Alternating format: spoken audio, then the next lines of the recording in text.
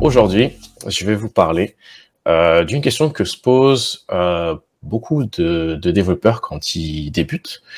Ça m'est déjà arrivé de voir des stagiaires ou des débutants qui arrivent et qui, discrètement, ils viennent me demander, ils viennent me dire, mais en fait, qu'est-ce que tu fais? Ils servent à quoi les sysadmins?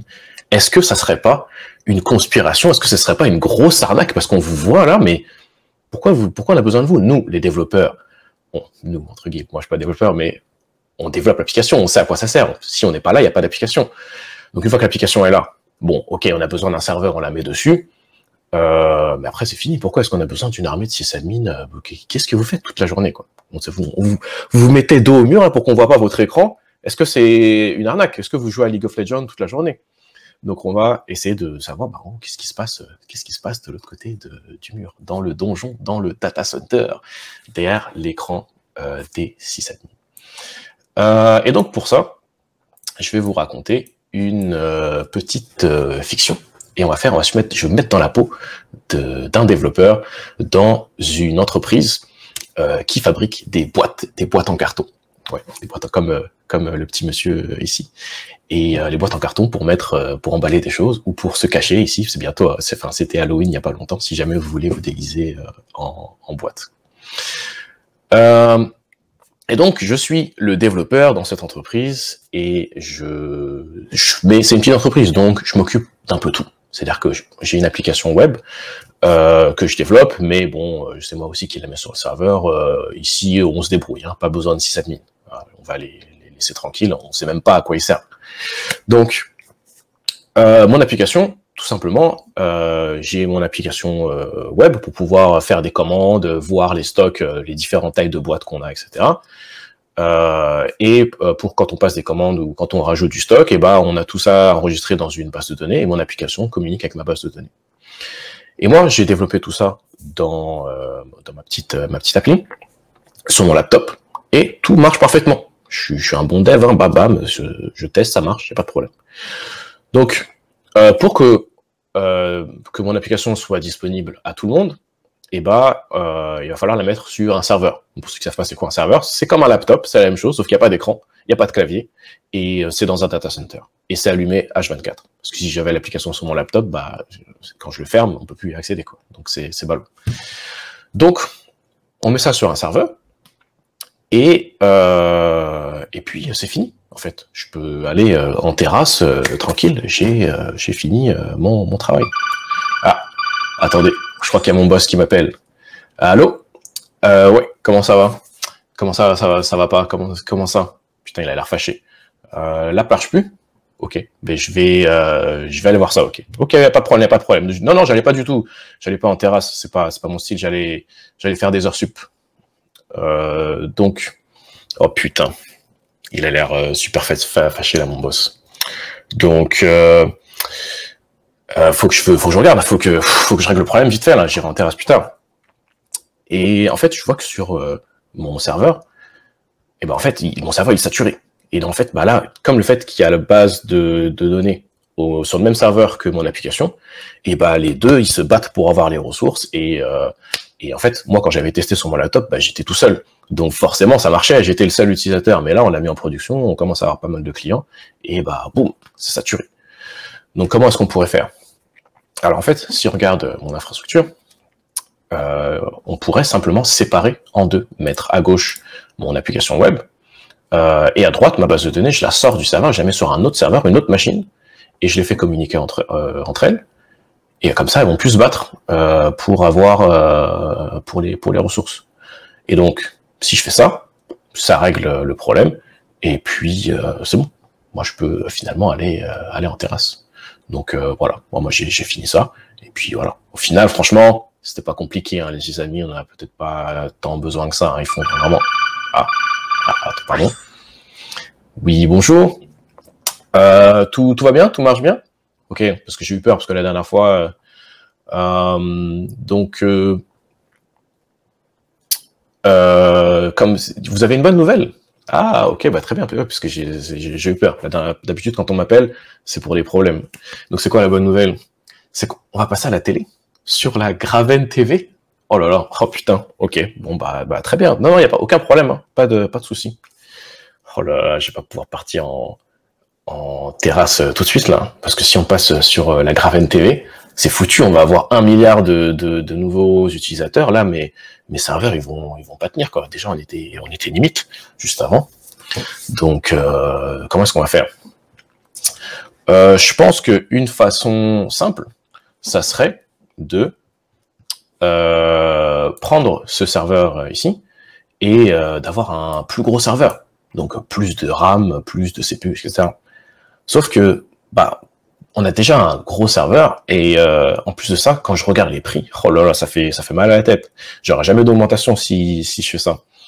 Quand on prend un serveur qui est 2 fois plus puissant, ça coûte plus que 2 fois plus cher.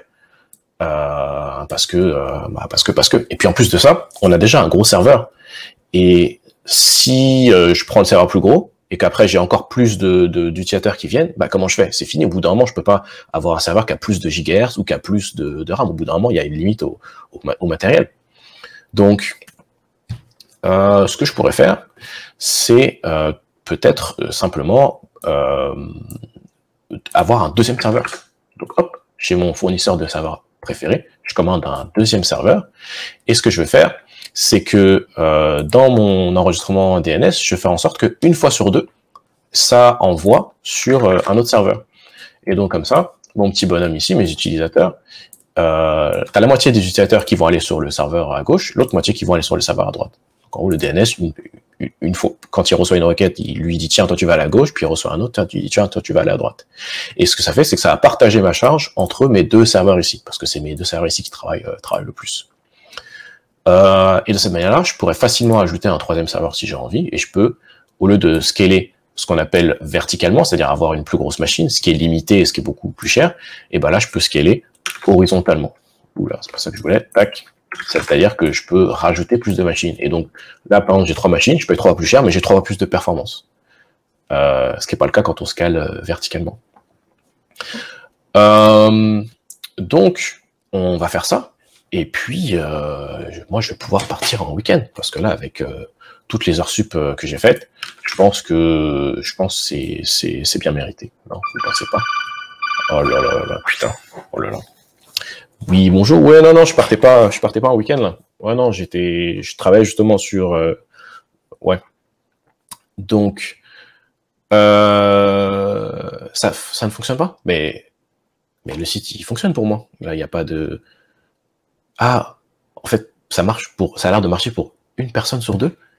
Mais comment ça, une personne sur deux? Bon, je regarde ça. Mais qu'est-ce qu'il raconte? Une personne sur deux, le site il marche ou il marche pas? On n'est pas en train de faire de la magie. On fait du dev. Ça marche ou ça marche pas. C'est pas possible que ça marche une fois sur deux.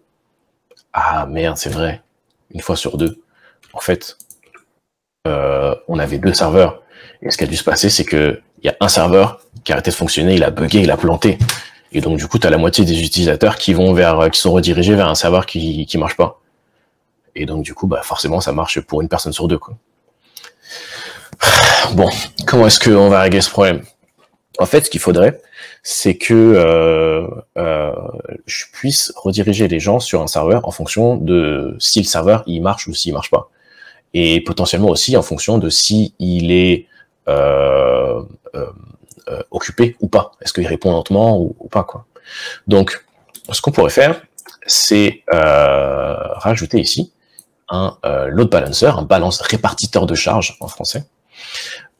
Et mon DNS, au lieu de le faire pointer vers mes serveurs, je le fais pointer vers mon répartiteur de charge ici. Et c'est mon répartiteur de charge qui, lui, va aller distribuer les requêtes sur mes différents serveurs.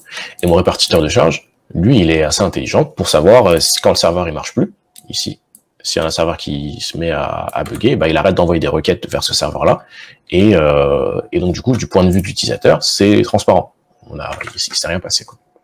Ce qui est bien aussi, c'est que je peux facilement rajouter des machines et je les rentre dans mon load balancer. Oula. Et mon load balancer, lui, il va se débrouiller pour tout partager. Par contre, là, ce qui est un peu chiant, c'est qu'on se retrouve avec un peu le même problème ici avec mon load balancer. Bon, c'est un petit peu moins grave parce que mon load balancer, lui, il récupère une requête et il envoie à gauche ou à droite. Donc, en fait, il n'a pas beaucoup de travail à faire. Alors que mes serveurs, eux, ici, il faut qu'ils inspectent la requête, ils regardent qu'est-ce qu'il y a dedans, qu'est-ce qu'on voulait savoir, ils allaient faire une requête à la base de données, qui traite le truc, qui génère une page web pour répondre aux utilisateurs. Donc, eux, ils ont beaucoup plus de travail à faire. Donc, je vais en avoir besoin de beaucoup ici. Par contre, mes load balancers, j'ai pas besoin de beaucoup. Mais ça reste quand même un single point of failure. En français, un point faible de mon infrastructure. Donc, ce que je peux faire, c'est simplement en avoir un deuxième au cas où. Et je peux réutiliser ma petite technique du DNS, sauf que cette fois, au lieu de répondre une fois l'un ou une fois l'autre, eh ben, je vais répondre les deux. C'est-à-dire que dans ma requête DNS ici qu'on va faire, pour ceux qui ne savent pas ce que c'est une requête DNS, et si je vais aller sur google.fr, eh ben, il faut que je connaisse l'adresse IP. Et mon DNS va me rendre l'adresse IP. Sauf qu'au lieu de cette fois-ci, au lieu de rendre une seule adresse IP, on va, dans ma requête DNS, répondre deux adresses IP. Et donc, le navigateur de mon client, il est assez intelligent pour comprendre que si jamais il y a un serveur ici qui répond pas, et ben il ira directement taper sur l'autre. Et donc du point de vue de mon client, du point de vue des utilisateurs, et c'est nickel. C'est-à-dire que quel que soit le serveur que je perds ici, et mon application elle continue à fonctionner.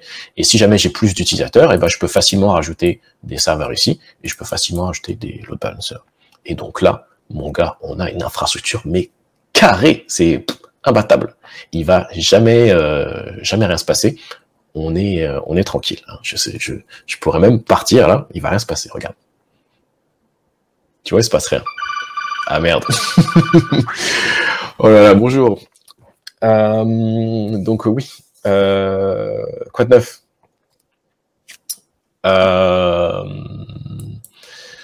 Le site marche? Le site marche? Ok, très bien, parfait. J'ai eu peur parce que parfois. Ah oui, c'est bientôt le Black Friday bientôt. Oui, on est prêt. Hein. On a une infra solide, il y a pas de problème. Mais bon, au cas où, je vais regarder. Je vais faire quelques petites heures sup. Je vais m'assurer que tout va bien. Ok. Oh là là, putain, il m'a mis la pression. Là, on avait une infra solide, mais c'est vrai qu'en y repensant, là, le Black Friday, si on a 10 fois plus de personnes, parce que là, au Black Friday, je peux te dire que les gens, ils ont besoin des boîtes, hein, Amazon, tout ça y va, quoi. Et en fait, si on regarde dans mon infra, là, ici, on est solide, mais c'est vrai que j'avais pas pensé que du côté de ma base de données, en fait, c'est quand il me reste toujours un petit point faible, quoi. Donc, comment est-ce qu'on pourrait faire? Le problème avec ma base de données ici, c'est que je peux pas simplement en avoir plus parce que elles doivent communiquer entre elles, elles doivent synchroniser les informations entre elles. Et donc, imaginons que je veux ajouter une information dans mon serveur ici. Il faut que ce serveur-là, il communique avec celui-là. Il faut que celui-là, il enregistre l'information, il réponde à celui-là pour lui dire « Ok, je te confirme que j'ai bien tout enregistré ». Et seulement à ce moment-là, celui-là, il peut répondre au serveur ici. Et le problème, c'est que bon, on en rajoute un, c'est pas trop grave, mais si on en rajoute si on rajoute un deuxième, il faut que chacun ils communique entre eux et se synchronise entre eux, tous ensemble, et que si on rajoute d'autres serveurs ailleurs, la latence augmente et ça fait que nos performances elles deviennent, en fait, plus on rajoute de serveurs et plus nos performances elles deviennent éclatées. Mais au final, on a peut-être moyen de ruser. Parce que au final, dans mon application, la plupart de ce que font les gens, c'est regarder les stocks. Ils veulent savoir quel type de boîte on a en stock, lesquelles on n'a pas, les différents types de boîtes, etc. Donc 80% des requêtes qu'on a sur mon application, c'est simplement des requêtes en lecture. C'est-à-dire qu'ils récupèrent des informations. Et c'est pas des requêtes en écriture. Les seules requêtes en écriture qu'on a, c'est quand quelqu'un place une commande, et là, on rajoute une ligne dans la base de données pour dire un tel a fait une commande. Mais ça, c'est genre une fois sur 10, quoi. Donc, ce qu'on pourrait faire, c'est que on pourrait prendre des serveurs et les mettre faire une réplique, mais en lecture seule. C'est-à-dire que on va avoir notre serveur principal ici, et on va avoir d'autres serveurs ici, mais ils vont tous se synchroniser avec le premier ici. Et ces serveurs-là, on va juste les utiliser en lecture. Donc c'est-à-dire que mon application elle va être assez intelligente. Pour quand on a une requête en lecture qui doit être faite, on va aller sur nos serveurs en lecture, qui ont tous qui sont tous synchronisés avec lui, et quand on a une requête en écriture, on ira sur lui. Et ça va nous permettre de facilement pouvoir scaler notre base de données en lecture, puisque c'est la plupart des requêtes qu'on a. Maintenant, il y a quand même le problème pour l'écriture. Par exemple, le jour où on a beaucoup d'inscriptions, comme le jour où on est passé à la télé, et ben on avait on a rajouté beaucoup de lignes dans la base de données d'un coup, d'un seul coup, et ça peut saturer notre base de données. Donc, ce qu'on peut faire, c'est rajouter une file d'attente ici. Donc ça va être un serveur, c'est un petit peu comme une mini base de données, sauf que on va tout garder en mémoire vive, et on va garder les messages en file d'attente. Et donc en gros, on va avoir nos serveurs ici, qui, quand on a une inscription ou une commande, qui envoie la commande dans ce serveur-là, et ce serveur-là, lui, il va les garder en attente, et petit à petit, une par une, il va les envoyer dans notre base de données. Et l'avantage de faire ça, c'est que si ma base de données ici, parce qu'elle travaille beaucoup, elle écrit plein de trucs, si jamais elle devient saturée, et ben c'est pas grave, nos messages ici, nos commandes qui vont arriver ici, elles vont rester dans ce serveur-là, en file d'attente, et peut-être que ma commande, elle va pas être instantanément enregistrée, mais au moins elle est en attente. Et donc du coup, du point de vue de mon application, et ben on peut répondre, l'application ici, elle peut répondre, elle peut dire, ok, c'est bon, j'ai bien pris en compte ta commande, elle n'est pas encore validée, mais t'inquiète pas, elle est quelque part, et puis quand la base de données va se libérer, et ben on va pouvoir l'enregistrer.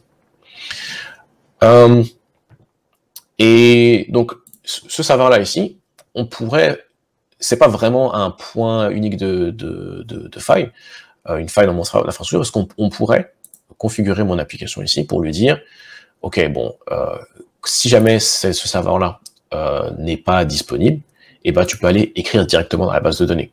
Il n'y a rien qui empêche. C'est juste que bon, bah, on va peut-être avoir un petit peu moins de performance, et le jour où on va avoir en même temps lui qui est pas disponible, et en même temps lui qui est un petit peu saturé, bon, bah là, oui, ça va déconner.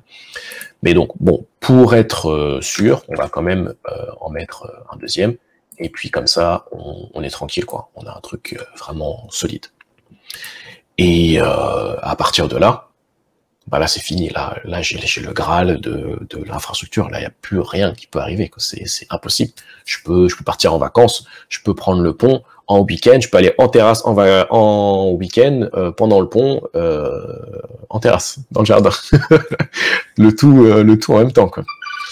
À moins que je reçoive un appel. Bonjour. Alors ouais, donc en fait, oui, je vois de qui tu parles. Tu parles du CFO, du mec de la finance. Ouais, on a eu une réunion avec lui la semaine dernière. C'est vrai, c'était à propos du budget. Ah bah oui, c'est vrai. Bah, justement, tu pourras lui parler de mon augmentation, parce que là, avec toutes les heures sup que je viens de faire, puis en plus, ça fait longtemps que je n'ai pas pris de vacances. Donc, ah non, il est fâché. Bon, on lui reparlera plus tard, alors. Mais pourquoi est-ce qu'il est fâché? Ah, parce qu'on a dépensé 10 fois le budget dans l'infrastructure. Ah, bon. Donc, pour mon augmentation, on en reparle, c'est ça, hein, la prochaine fois. Ok, bon. Oh là là, je suis foutu, je suis pas prêt d'être augmenté. Putain, avec tout le travail que je fais. Donc ouais, là, en fait, quand on a eu le Black Friday, c'est vrai que on a abusé, on a rajouté plein de serveurs et tout. Là, l'infra commence à coûter méga cher, quoi. Ça serait bien de pouvoir optimiser un petit peu, quoi. Donc, si on se souvient, la plupart de nos applications, la plupart de nos requêtes, c'était des requêtes pour récupérer les stocks. Et il se trouve que récupérer les stocks, c'est une toute petite partie de mon application.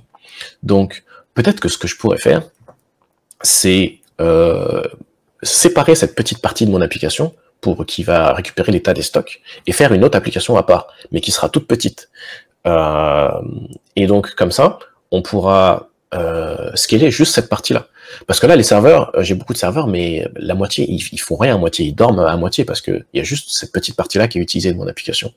Alors que l'application qui fait tout, et bah du coup, elle utilise beaucoup de RAM, et elle a une certaine taille, etc. Alors que si on avait juste cette petite application, je pourrais scaler juste cette petite application-là, qui prendrait moins de RAM, qui serait plus petite. Au niveau du code, ça serait mieux aussi, parce que comme tout est plus petit, il y a moins de lignes de code, c'est plus simple à comprendre, plus simple à lire, plus simple à itérer, corriger les bugs et tout, quoi. Puis maintenant que j'y pense, c'est vrai qu'on avait aussi les inscriptions. Quand on a eu on est passé à la télé, on a eu plein d'inscriptions. Et à ce moment-là, peut-être qu'on aurait voulu scaler juste la partie inscription de mon application, plutôt que de scaler tout. Donc en fait, plus j'y pense, plus je me dis qu'en fait, on pourrait faire au lieu d'avoir une méga grosse application avec tout dedans, faire plein de petites mini-applications, des micro-applications, et on pourrait les scaler indépendamment.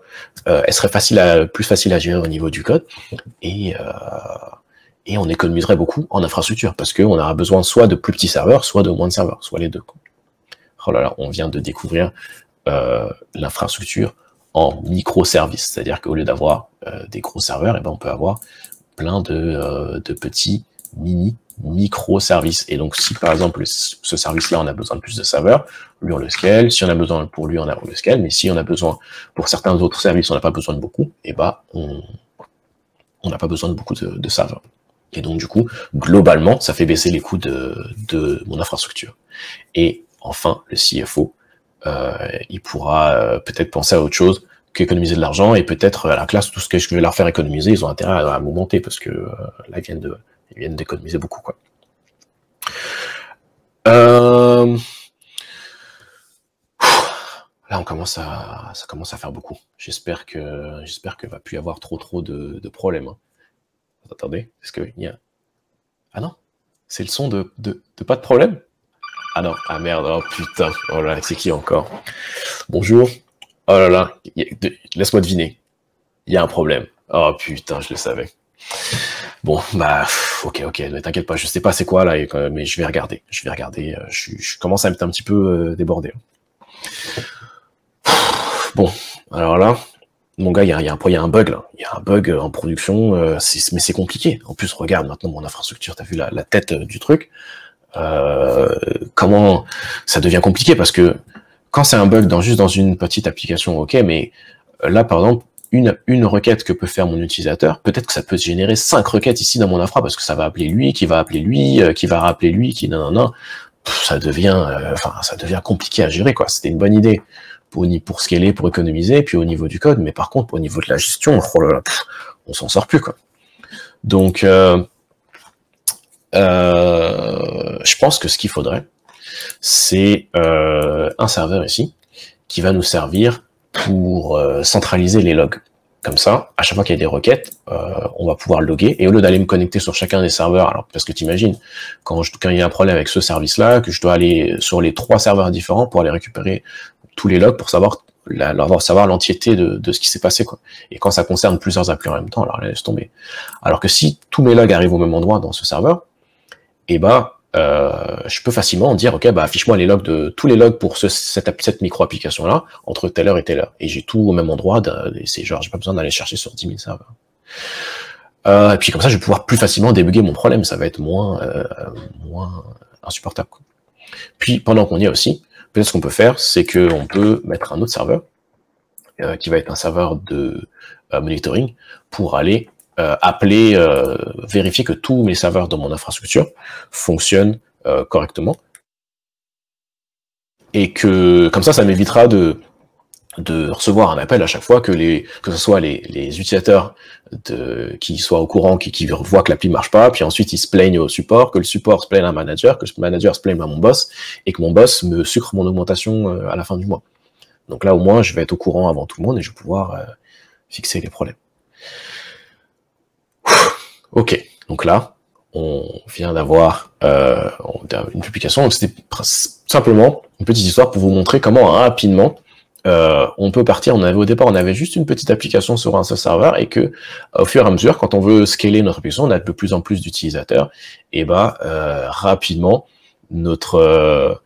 c'est ça, on se retrouve avec plein de serveurs. Et donc, là, par exemple, ici, on a 3 microservices, mais dans une infrastructure classique, dans une entreprise classique, c'est fréquent d'avoir des dizaines, des centaines, voire des milliers de microservices. Donc, vous imaginez le paquet de nœuds à chaque fois, quoi. Et puis, à chaque fois que tu grossis, tu as différents nouveaux problèmes qui viennent se rajouter à ton infra, quoi. Par exemple, là, quand tu as ton serveur de log, quand tu as 15 serveurs, ok, ça fonctionne, mais quand tu as 500 serveurs, 5000 serveurs, ton serveur de log, il faut que tu commences à lui-même devoir extraire sa base. Tu te retrouves avec exactement le même problème, parce que ton système de centralisation de log, c'est aussi une application. Et donc, tu dois extraire sa base de données, tu dois la redonder, tu dois répliquer, tu dois mettre des load balancers, etc. Pareil pour ton système de monitoring. et ça rajoute. Et comme il y a toujours des nouveaux projets, des nouvelles fonctionnalités en plus, et bah ça s'arrête jamais. Et puis ton infra est grossi, puis tu te retrouves avec des milliards de serveurs, et tu vas avoir besoin de sysadmin, de DevOps, de SRE, et de choses comme ça. Donc j'espère que ça vous a un petit peu éclairé sur à quoi ça ressemble et à quoi ça sert. Et voilà, si vous avez des petites questions, il nous reste un tout petit peu de temps peut-être, Graven il pourra peut-être me transmettre vos questions. Alors, pour ceux qui ne comprennent pas, le monitoring correspond à la supervision. Ouais, j'ai dit monitoring, j'ai un peu une mauvaise habitude de dire des mots en anglais, mais c'est ça, supervision. C'est-à-dire c'est un serveur, il va aller faire des requêtes aux autres pour vérifier si ils sont toujours fonctionnels ou pas. Donc ça peut être simplement juste un ping, ou ça peut être, par exemple, pour un serveur web, faire une requête HTTP, vérifier le résultat de cette requête pour s'assurer qu'il y a bien quelque chose dedans, qu'il n'y a pas d'erreur, etc., quoi. Et on va faire ça pour tous nos serveurs. Merci Nordine. Merci Stops. Merci Aurélien aussi. Merci Julien. 51.12, c'est la fréquence du colonel dans Metal Gear. Donc pour ceux qui n'ont pas capté la ref avec les boîtes, etc., c'est un de mes jeux préférés qui s'appelle Metal Gear, où le héros se cache dans des boîtes. C'est quoi le logiciel que tu utilises pour le schéma? C'est Excalibro. Excalibro, voilà, vous voyez pas trop, c'est écrit en petit, mais c'est ça, c'est juste un site web.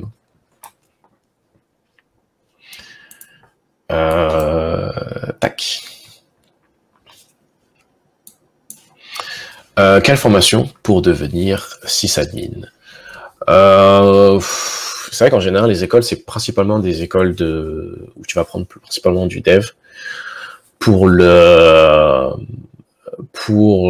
sysadmin, et je pense je connais pas trop les écoles. En plus, moi, je suis au Canada, donc je pourrais pas trop te conseiller sur des écoles ou des formations. Merci Stan.